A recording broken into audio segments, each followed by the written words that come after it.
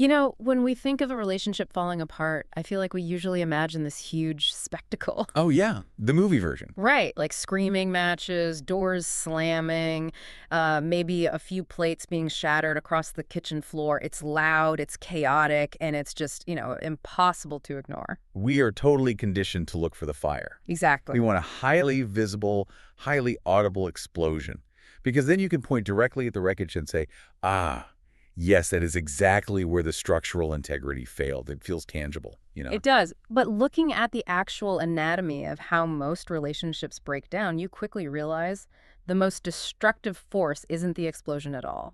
Not even close. It's the complete suffocating absence of sound. Yeah, the invisible architecture of silence. I mean, it is insidious precisely because it masquerades as peace. Right. Well, welcome to today's deep dive. Whether you, our listener, are prepping for a meeting right now or you are just insanely curious, we are stepping straight into the quietest, most dangerous room in the house today. It's a heavy one. It really is. Our source material today is this beautifully contained slice of life narrative. It's an excerpt of a short story translated from Arabic, and it's referred to in our sources just as the pasted text. A really fascinating little window into a marriage. Yeah. It follows a married couple, Sarah and Ahmed, navigating a single, extremely heavy evening at home. And our mission today is to use their evening to decode the universal, often destructive language of silence in relationships. We want to explore why we so persistently expect the people we love to somehow be mind readers. And what makes this translated text so compelling is just how ordinary it is. Right. There's no crazy drama. Exactly. No massive betrayals or dramatic plot twists. Yeah. It is merely a study of two well-meaning people operating on entirely different emotional frequencies, completely trapped in a shared physical space. So let's put you, the listener, right in the middle of their living room. Sarah has been going through her day, moving between the kitchen, tidying up the house, but she is carrying this heavy load of unshared thoughts. The text describes her as feeling a strange, deep exhaustion, like one that goes far beyond just physical tiredness. Right. It's the cognitive load. Mm-hmm. Holding on to those feelings and waiting for permission to release them. She's essentially waiting for a tiny, unprompted crumb of connection. Just a simple, are you tired? Or do you need anything? Which is so relatable. Oh, totally. That desire to be witnessed is a fundamental psychological baseline in romantic attachments. I mean, we don't just want a partner to share the physical labor of a household. Right. We want them to actively perceive the invisible labor of our emotional state. Exactly. So evening rolls around. Ahmed comes home from a long day at work. He sits on the couch, picks up his phone, and effectively vanishes into that little glowing screen. And Sarah just watches him from a distance. As she says nothing. Nothing at all. No. Minutes turn into hours. The silence in the room isn't just quiet anymore. The text makes it clear that the silence is actively growing. Yeah, it ceases to be an absence of noise, and it literally becomes a physical presence. Because when human beings are in a state of emotional deficit, like Sarah is, the brain doesn't process a partner's silence as a neutral event. It actually processes that silence as an act of rejection. Wait, really? So she feels rejected just because he's quiet? Yes. Every minute Ahmed spends scrolling is a minute her nervous system interprets as abandonment. Okay, let's unpack this because the tension eventually spills over into kinetic energy. Sarah is in the kitchen and she starts washing the dishes, but she's moving them far more forcefully than necessary. The classic aggressive dishwashing. Exactly. She is clattering the porcelain, making an absolute racket. And the source notes she isn't just doing this out of frustration at the mess. She's doing it to make herself heard indirectly. It's basically a form of acoustic warfare. Yeah, that's a great way to put it. And this noise finally pierces Ahmed's bubble. He calls out from the couch, "Why are you upset?" And Sarah drops the classic, loaded, terrifying one-word answer, "Nothing." Oh, man. The quintessential trap. We know from the text there is a tremendous amount bothering her. But she chooses to seal it behind that single word. Right. It's like she's sending a desperate SOS signal on a broken radio. She is broadcasting her distress at maximum volume, but she's doing it on a frequency Ahmed simply isn't tuned into. To understand the friction here, we have to look at the immediate psychological reaction of both characters. First, consider Ahmed. The text explicitly tells us that Ahmed, by nature, hates conflict. He dislikes the drama. Right, the complicated emotional knots. So when he hears the word nothing, he's presented with a choice. He can dig into the obvious lie, which requires emotional labor, or he can take the word at face value. And he chooses the path of least resistance. He does. He accepts the nothing because it serves his immediate goal of maintaining a superficial peace. He essentially weaponizes her denial to protect his own comfort. Which brings us back to Sarah's side of the equation. She's banging pots and pans, but emotionally, she expects him to hear the Morse code of her exhaustion. Right. She is weaponizing her quietness, assuming it will somehow magically communicate her internal reality. She's administering a test that Ahmed doesn't even know he's taking. That's so unfair, though. It is, and this is where the core problem really begins. We are witnessing two completely conflicting coping mechanisms colliding in real time. Ahmed uses distraction to avoid the discomfort of conflict. While Sarah uses indirect provocation to avoid the vulnerability of asking for help, they're speaking two entirely different emotional languages, and neither one has bothered to hand over the translation manual. No manual insight. But clattering dishes can only sustain the tension for so long before the bubble completely bursts. So let's transition from the physical actions to the unspoken psychological expectations driving them. This is the real meat of the story. Yeah. So Sarah walks out of the kitchen, and the text paints this striking image of her, saying her eyes are filled with words left unsaid. Ahmed presses her again. He tells her, "If something's wrong, just tell me."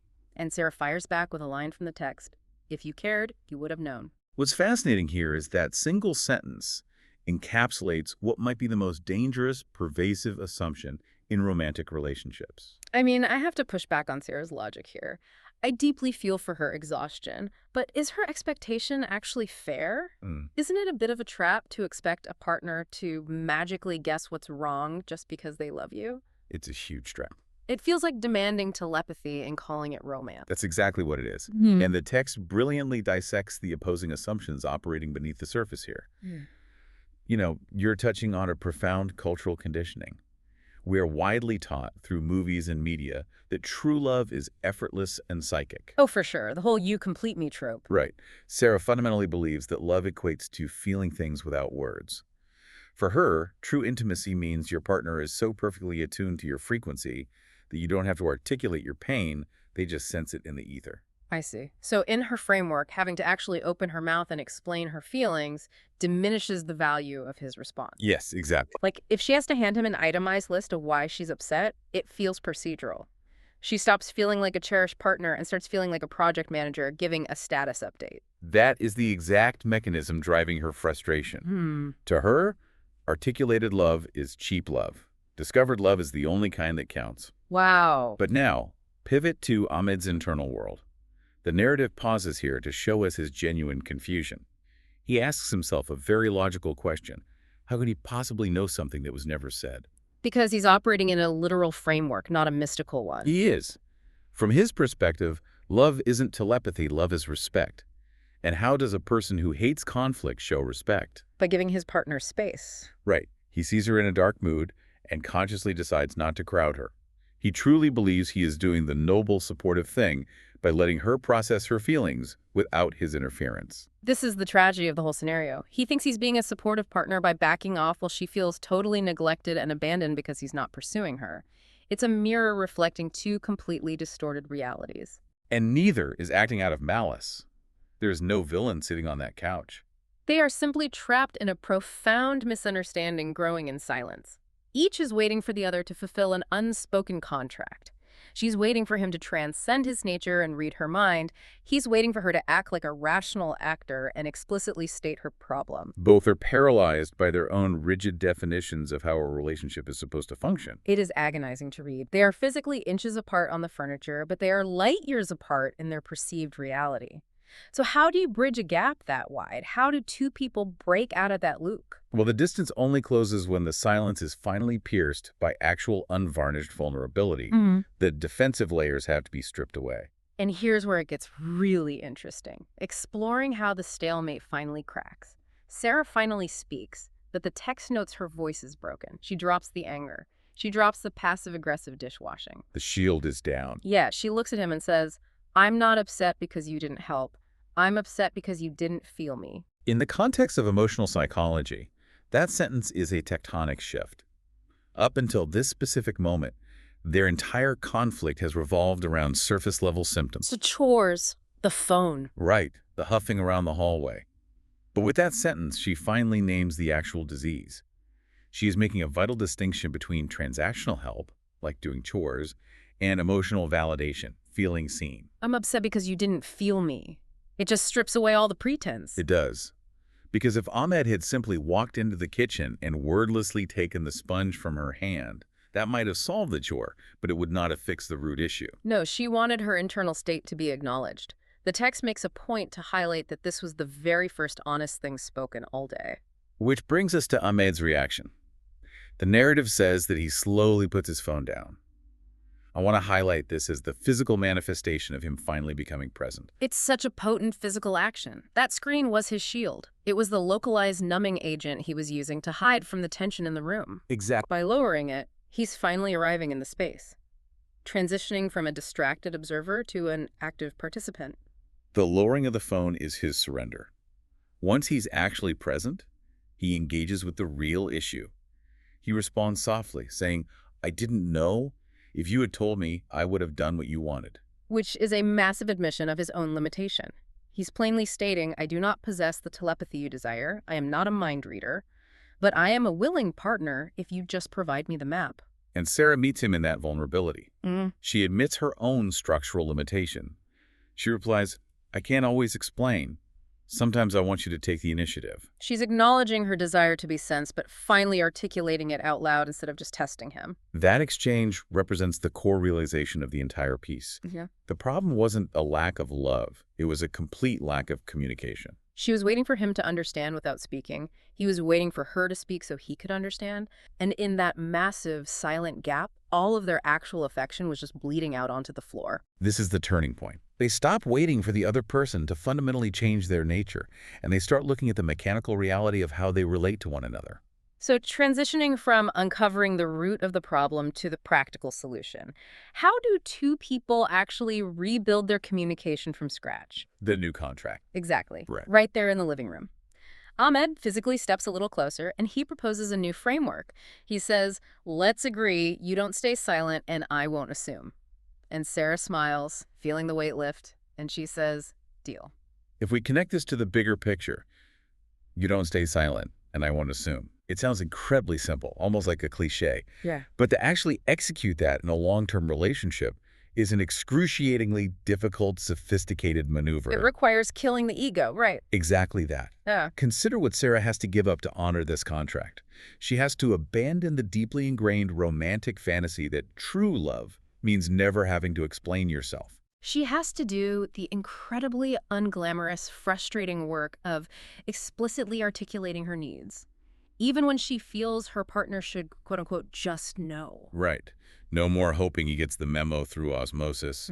And look at the burden Ahmed accepts. He has to give up the lazy comfort of avoiding conflict. Right. He can't just pretend her quietness means everything is fine just because it keeps his evening peaceful. He has to lean in, drop the distraction of the screen, and ask the probing, uncomfortable questions, knowing full well that the answer might lead to a messy, difficult conversation. The story makes a brilliantly grounded point here at the end, too. Yeah. It clarifies that this single evening didn't magically cure their marriage. No, of course not. They didn't suddenly become perfect communicators. Sarah's still going to get overwhelmed. Ahmed is still going to have days where he zones out on his phone.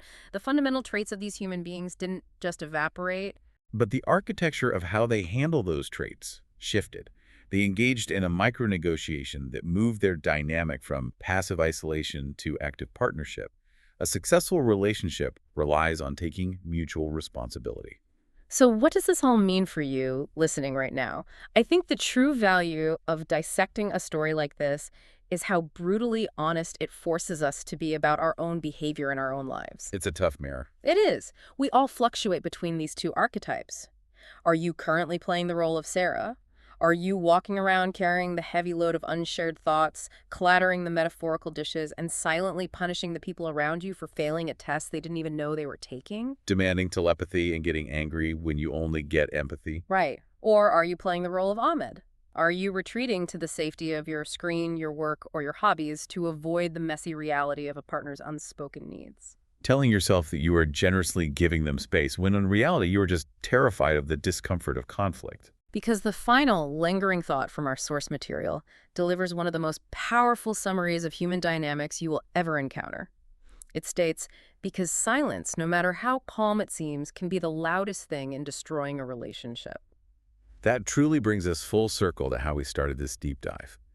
We opened by talking about the explosive, highly visible ways relationships end versus the quiet, insidious ways they erode. The screaming matches versus the silence. Exactly. If silence can truly be the loudest thing destroying a relationship, what if we radically shifted our perception of it? What if we stopped seeing silence as a neutral state or the comfortable absence of a problem? Oh, I see where you're going. What if we started recognizing our silences not as the absence of a fight, but as a highly active, highly destructive conversation? One filled with demands, judgments, and pleas that we're simply refusing to translate for the people we love. Wow. A silent alarm is still an alarm. It's just waiting for you to do the work of noticing it. Thank you for joining us on this deep dive. Take care of yourselves and remember to speak up.